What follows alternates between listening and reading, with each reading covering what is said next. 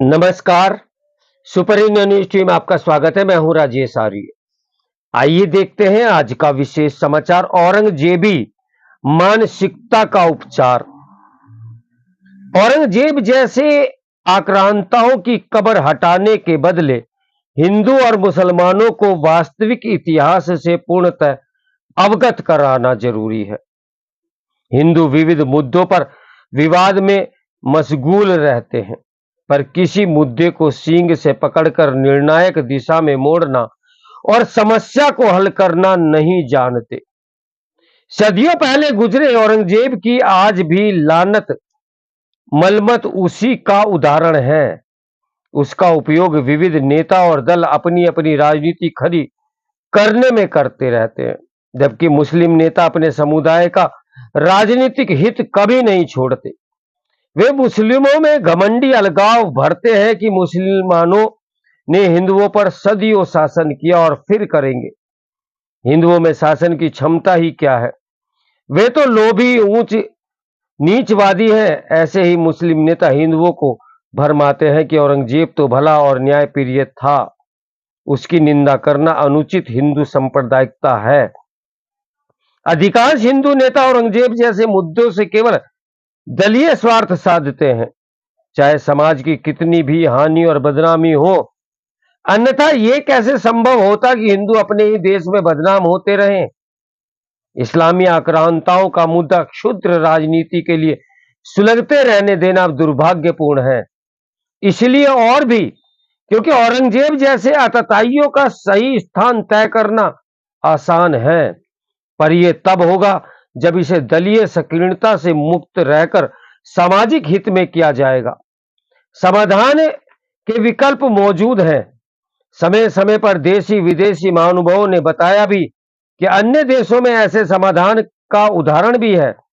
औरंगजेब की कब्र हटाने की मांग अनावश्यक है। इससे कोई नीतिगत उपलब्धि नहीं होगी। इसके बदले जैसे कवि चिंतक अज्ञे ने सुझाया था अतीत में कि ऐसे शासकों के स्मारक रहने देने के साथ साथ वही इतिहास विधि जैसा संग्रहालय बनाना अच्छा है, जिसमें उनके तमाम काले कारनामे प्रमाणित रूप में बताए जाएं। इससे सबको जरूरी शिक्षा और अपने लिए आगे सही कर्तव्य भी मिलेगा। असली बात समाधान की इच्छा का अभाव है, अन्यथा समाधान हो चुका होता। इस पर प्रसिद्ध ब्रिटिश इतिहासकार अर्नाल्ड टायनबी ने दिल्ली में आजाद मेमोरियल लेक्चर में कहा था कि प्रथम विश्व युद्ध में पोलैंड पर कब्जे के बाद रूसियों ने राजधानी वार्सा में रूसी ऑर्थोडॉक्स चर्च का निर्माण किया, पर जैसे ही पोलैंड स्वतंत्र हुआ वह चर्च तोड़ दिया गया। उसे याद कर टायनबी ने औरंगजेब द्वारा भारत में बनवाई मस्जिदों पर कहा कि वे भी इस्लामी साम्राज्यवाद का ही प्रतीक थीं। उन मस्जिदों में कोई मजहबी भावना न थी। औरंगजेब ने जानबूझकर आक्रामक राजनीति उद्देश्य से काशी, मथुरा, अयोध्या आदि स्थानों में मंदिर तोड़कर मस्जिदें बनवाई। टायनबी के शब्दों में वे मस्जिदें यह दिखाने के लिए थी कि हिंदू धर्म के महानतम पवित्र स्थानों पर भी इस्लाम का एक छत्र अधिकार है। ऐसे स्थान चुनने में औरंगजेब शातिर था। वे एक दिग्भ्रमित बुरा आदमी था जिसने ऐसी कुख्यात मस्जिदें बनाकर अपने को बदनाम किया।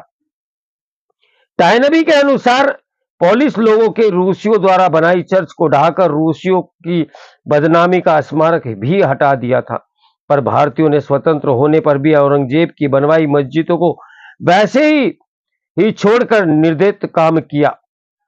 एक महान इतिहासकार द्वारा दशकों पहले दी गई सलाह कितनी सही थी, पर हिंदू नेता टस बने रहे।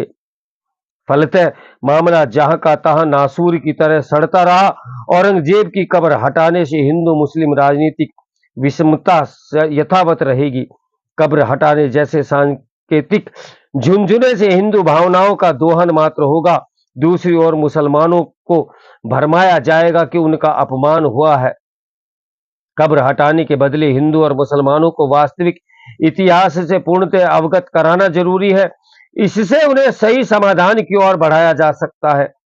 अब तक इतिहास छिपाने रहने से हिंदू और मुसलमान दोनों अज्ञान में रहते अलग अलग तरह से दिग्भ्रमित रहते हैं। औरंगजेब जैसे इस्लामी शासकों ने भारत में सैकड़ों मंदिर ध्वस्त किए।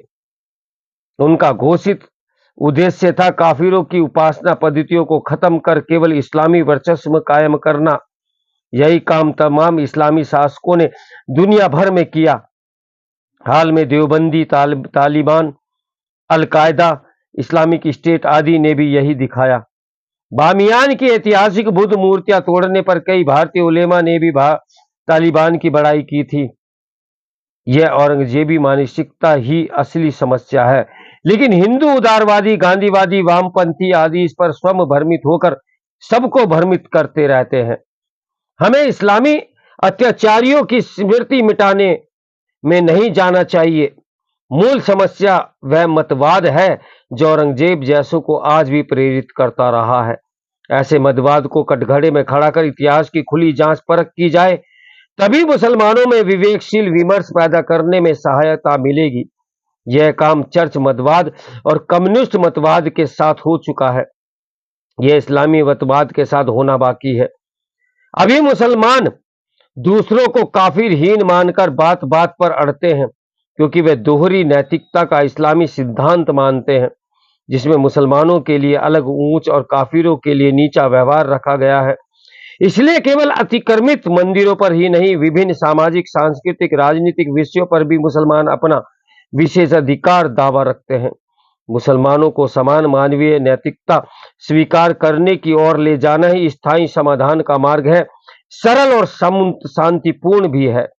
ओवैसी आजमी, अब्दुल्ला आदि नेता किसी किसी मामले में संविधान के अनुसार चलने की सलाह हिंदुओं को देते रहते हैं। उन्हें भी चुनौती देकर हर मामले में समान नैतिकता से चलने के लिए दबाव और प्रचार करना चाहिए, तभी मुसलमान दूसरों के साथ समानता से रहना स्वीकार कर सकेंगे। यही असली और सरल समाधान है, इसके सिवा कोई समाधान है भी नहीं। तो मेरे साथ बने रहें सुपर इंडिया न्यूज टीवी की ब्रेकिंग न्यूज के लिए। नमस्कार, मैं हूं राजेश आर्य।